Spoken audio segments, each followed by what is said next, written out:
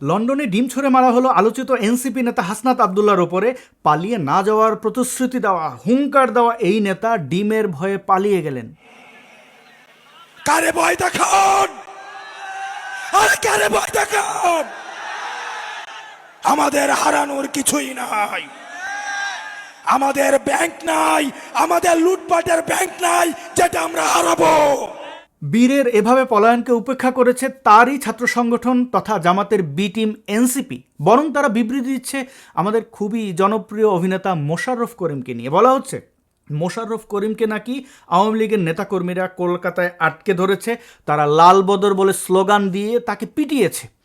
মোশাররফ করিম বলছেন ভিন্ন কথা। তিনি বোঝাতে চাইছেন যার বিয়া তার খবর নাই, পাড়াপড়শির ঘুম নাই। মূল ঘটনা কি সেটা আমরা জানবো। হাসনাত আবদুল্লার উপরে এই যে ডিম বর্ষণ, এটি নতুন কোনো ঘটনা কিনা সেটাও বোঝার চেষ্টা করব, এবং বোঝার চেষ্টা করব জুলাই সন্ত্রাসীদের সাথে ভবিষ্যতে কি হতে চলেছে। প্রিয় বন্ধুগণ, আমরা জানি অতীতেও এরকম ডিম বর্ষণের ঘটনা ঘটেছে। এটি উদ্বোধন কে করেছেন সেটা নিয়ে বিতর্ক আছে। তবে অপর এনসিপি নেতা আক্তার হোসেন এই জুলাই জঙ্গিকেও কিন্তু আমেরিকাতে ডিম দিয়ে শুভেচ্ছা জানানো হয়েছিল। গত মে মাসে পর্তুগালে এনসিপি নেতা এবং সিলেট জেলা শাখার সাংগঠনিক সম্পাদক মোহাম্মদ আক্তার হোসেনকেও কিন্তু ডিম দিয়ে শুভেচ্ছা জানানো হয়েছে।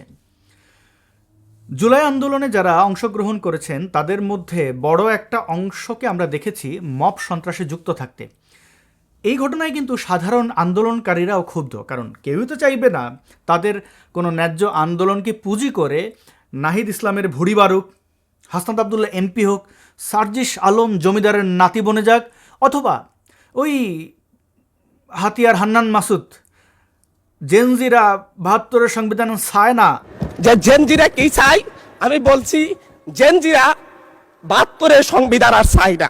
জেনজিরা ৭২-এর সংবিধান আর চাই না। যাদের পরনে কাপড় ছিল না, পায়ে স্যান্ডেল ছিল না, তারা ওয়েস্টার্নে গিয়ে হাঁসের মাংস খাক। বাংলাদেশের মানুষ সরল হতে পারে, অনেক ক্ষেত্রে ধুরন্ধর হতে পারে, কিন্তু তাদের মাথায় কাঁঠাল ভেঙে খাবেন আর সেটি তারা সহ্য করবে, এমনটা কিন্তু ভাবলে ভুল হবে। আওয়ামী লীগের বিরুদ্ধে যে মব সন্ত্রাস সারা বাংলাদেশে চালানো হয়েছে এবং যার নেতৃত্বে জামাত এনসিপি মুখ্য ভূমিকা পালন করেছে তা কিন্তু বাংলাদেশের মানুষের কাছে স্পষ্ট। বলা হচ্ছিল যে আওয়ামী লীগের সন্ত্রাসীরা গত ১৬ বছর এই করেছে সেই করেছে, এবং সেই অন্যায়ের বিরুদ্ধে হয়েছে জুলাই অভ্যুত্থান। বুঝলাম সেখানে নিরস্ত্র সাধারণ শিক্ষার্থীদের উপরে পুলিশ গুলি চালিয়েছে, তাও বুঝলাম, কিন্তু অস্ত্রধারী পুলিশকে কারা হত্যা করলো? নিরস্ত্র সাধারণ নিরীহ মানুষ অস্ত্রধারী পুলিশকে হত্যা করে ফেলল, তাও আবার শতাধিক, এবং সেই হত্যার কোনো বিচার হলো না। এখানে কি ঘটল?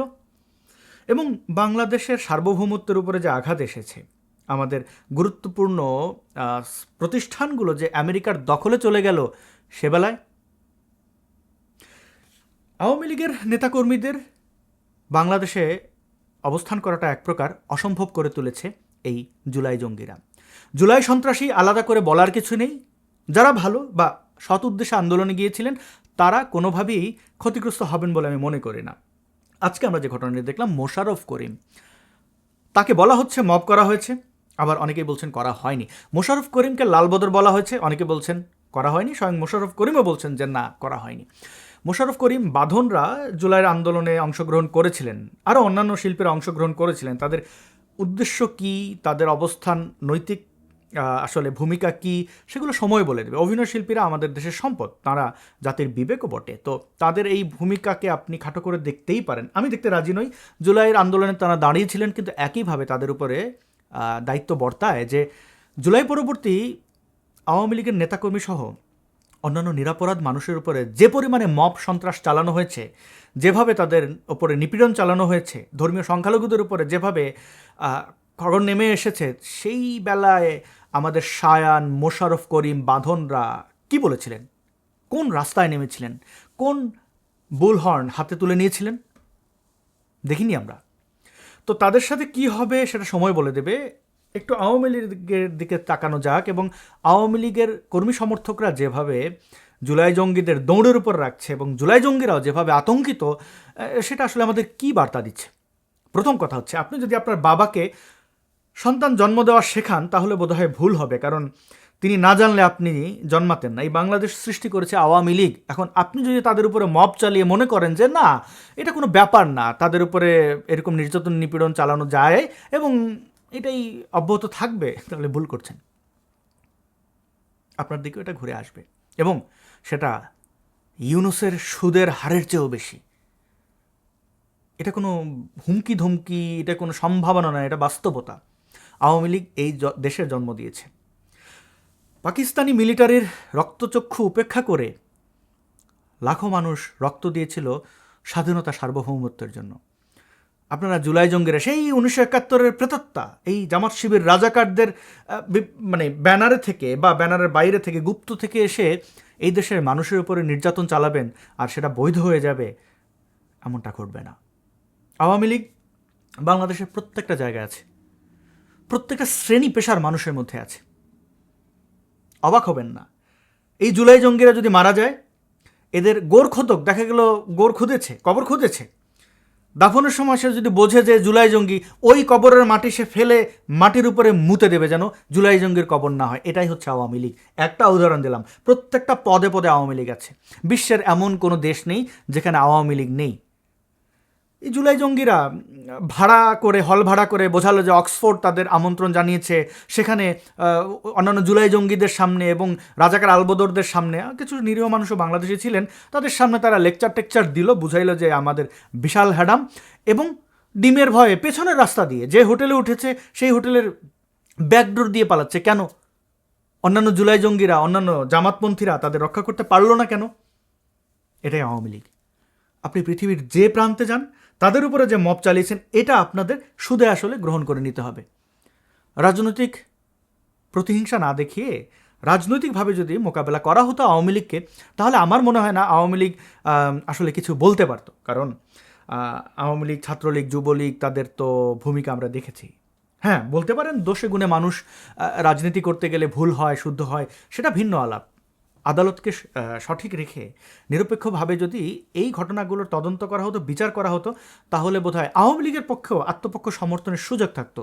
গণহারে মামলা দিলেন, দেশ থেকে বিতাড়িত করলেন, দেশে যারা আছে তাদের নির্যাতন নিপীড়ন চালাচ্ছেন তাদের উপরে, আবার ভাবছেন আপনাদের যেখানে হ্যাডাম, মানে গলির বাইরে গেলে আপনি, মানে আপনার ঘেউ থেমে গেলেই রক্ষা পাবেন। ব্যাপারটা এরকম না, মার খেতে হবে, কারণ আপনারা মেরেছেন, প্রচুর মেরেছেন। এবং আনন্দের বিষয় এবং জুলাই জঙ্গিদের জন্য দুঃখের বিষয় হচ্ছে এখন সবার হাতে হাতে ইন্টারনেট, স্মার্টফোন, ডেটা, কোনো কিছুই গোপন যাচ্ছে না, কোনো কিছুই লুকিয়ে রাখতে পারছেন না। তাহলে ভবিষ্যৎ যেটা আপনারা রচনা করেছেন সেটার থেকে বের হতে চাইছেন কেন? হাসনাত আবদুল্লাহ দিয়ে শুরু করেছিলাম, কি হ্যাডাম বাংলাদেশে দেখিয়েছে, মানে কোন জায়গায় সে হুমকি দেয়নি, আজকে পালিয়ে বেড়াচ্ছে। কালকে কি হবে, পরশু কি হবে, সেটা আমরা দেখব। জুলাই জঙ্গিদের সমর্থন যারা এখনও করছেন এই ভেবে যে আচ্ছা জুলাই তো আমিও জুলাই আন্দোলন করেছি, আমিও অংশগ্রহণ করেছি, ওদের মারলে তো আমাকেও মারবে না, আপনি ভুল করছেন। যদি আপনি গণতান্ত্রিক অধিকারের জায়গা থেকে জুলাইয়ের আন্দোলনকে সমর্থন করেও থাকেন, সেটা তো কোনো অপরাধ না, বুক ফুলিয়ে বলেন। কোনো আন্দোলন সংগ্রাম তো অপরাধের হতে পারে না। ভিন্ন মত কোনোভাবেই দোষের কিছু নয়। আপনি যদি অপরাধ না করে থাকেন, আপনি যদি অন্যায় না করে থাকেন, কোনো দাবি তুলে থাকেন এবং সেই দাবির কারণে যদি সরকারের পতন হয়ও, সেটা যৌক্তিক এবং আপনি বীরদর্পে সেটা বলবেন। আমাদের মুক্তিযোদ্ধারা এই স্বাধীনতা সংগ্রাম দেখেন, 52-এর ভাষা আন্দোলন, কেউ কি গুপ্ত ছিল, লুকিয়ে ছিল, পালিয়ে বেরিয়েছে? না। আমাদের বঙ্গবন্ধু শেখ মুজিবুর রহমান যে দাবিগুলো তুলেছেন সেগুলো গোপনে, 7ই মার্চ, এগুলো কি বঙ্গবন্ধুকে ইতিহাস থেকে বাদ দিতে চাইবেন, জাতীয় নেতাদের বাদ দেবেন, মুক্তিযোদ্ধাদের বাদ দেবেন, পুস্তকে জায়গা দেবেন কাকে? শাহ মাহাদিকে। আপনাদের অস্তিত্ব তো আপনারাই ধ্বংস করছেন। সামনে জামাতকে ক্ষমতায় আনবেন, দেশের সার্বভৌমত্ব ধ্বংস করবেন, এক অংশ দিয়ে দেবেন ভারতকে, এক অংশ, বড় অংশ দিয়ে দেবেন আমেরিকাকে, এবং ভাববেন যে রাজাকারদের ওই 1971-এর অপরাধ এখনও মানুষ ক্ষমা করেনি, কোনোদিন করবেও না, আবার নতুন অপরাধ যুক্ত হবে, আর ভাববেন বাহ। এই জুলাই জঙ্গি ছেলেপেলে যেগুলো আছে, হাসনাত, সার্জিস, এদের দেখে আমার আসলে আফসোস হয়। এই তোদের বাবা মা নাই, পরিবারের সদস্য নাই, তাদের জন্য মায়া হয় না? এদেরকে বিপদে ফেলছিস কেন? ফৌজদারি অপরাধ করে কেউ কোনো দিন পার পায় না। অধিকারের জন্য প্রশ্ন তোলো, কাউকে ক্ষতি করো না, ফৌজদারি অপরাধ করো না, তোমাদের তো কিছু হবেই না, পরিবারের সদস্য কারোর কিছু হবে না। তোমরা মানুষের বাবা মাকে মারবা, হত্যা করবা, ধর্ষণ করবা এবং ভাববা যে খুব নিরাপদ। ক্ষমতা কারোরই চিরস্থায়ী না। অনেক অনেক ধন্যবাদ ভিডিওটি শেষ পর্যন্ত দেখার জন্য। এই ভিডিও সম্পর্কে আপনার মতামত থাকলে নিশ্চয়ই কমেন্ট করে জানাবেন। দেখা হবে নতুন কোনো প্রসঙ্গে। বিদায়।